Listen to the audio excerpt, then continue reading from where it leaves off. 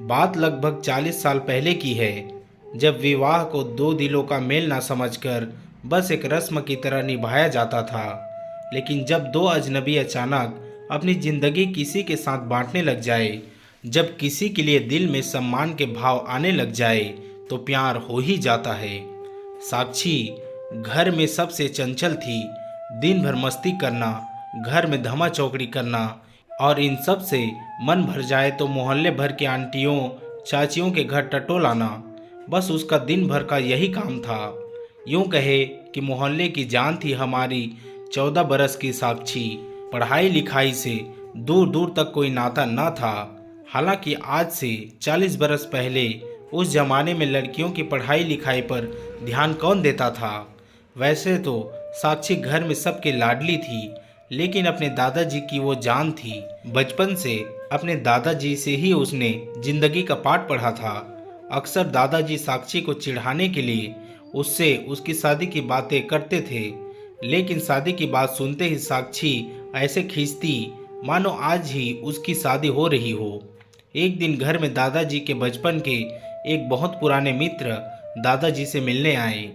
साक्षी ने उनके पैर छुए और उनके लिए पानी लेकर आई। दादाजी ने साक्षी का परिचय करवाते हुए साक्षी से कहा, साक्षी, पहचाना इन्हें? ये वही हैं हमारे चूरन वाले साथी।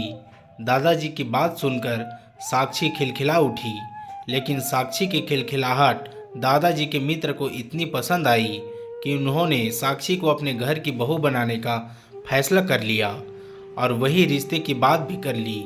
अपनी फूल सी बेटी के लिए इतने अच्छे घर से रिश्ता आने पर दादाजी खुशी से भर उठे। अगली बसंत पर बड़ी धूमधाम से साक्षी बिटिया की शादी करने का फैसला लिया गया।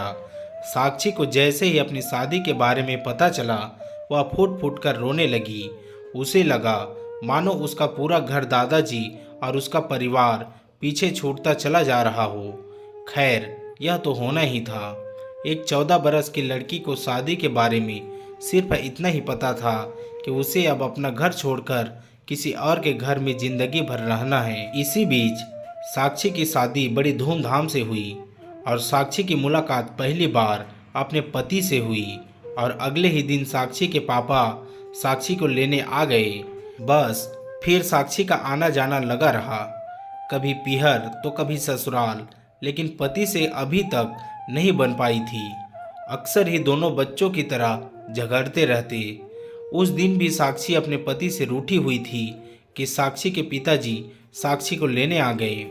मायके जाते हुए साक्षी ने टोकते हुए अपने पति से कहा, अब मैं नहीं आऊंगी आपके घर। साक्षी के पति ने भी गुस्से में कहा, आना भी मत जब तक मैं ना बुलाऊं। साक्षी ने चुटकी लेते हुए कहा, अच्छा, तो मुझे कैसे पता चलेगा कि आपने बुलाया है या नहीं? कुछ सोचते हुए साक्षी के पति ने कहा, जब तुम्हें कोई कोरा कागज दिखाए तो समझ जाना मैंने बुलाया है। मायके में साक्षी के दिन बहुत अच्छी तरह बीते। जब कोई साक्षी से उसके पति के बारे में पूछता तो वह चुटकी लेते हुए कहती, अच्छे हैं पर थोड़े बुद्धू हैं, और सब मुस्कुरा जाते। लगभग 15 दिन बाद साक्षी के ससुर जी साक्षी को लेने आए। साक्षी ने उनके सामने कुछ दिन और मायके में रहने की इच्छा जताई। ससुर जी ने भी साक्षी की बात का सम्मान रखते हुए हामी भर दी। कुछ दिन बीतने पर जेठ जी आए।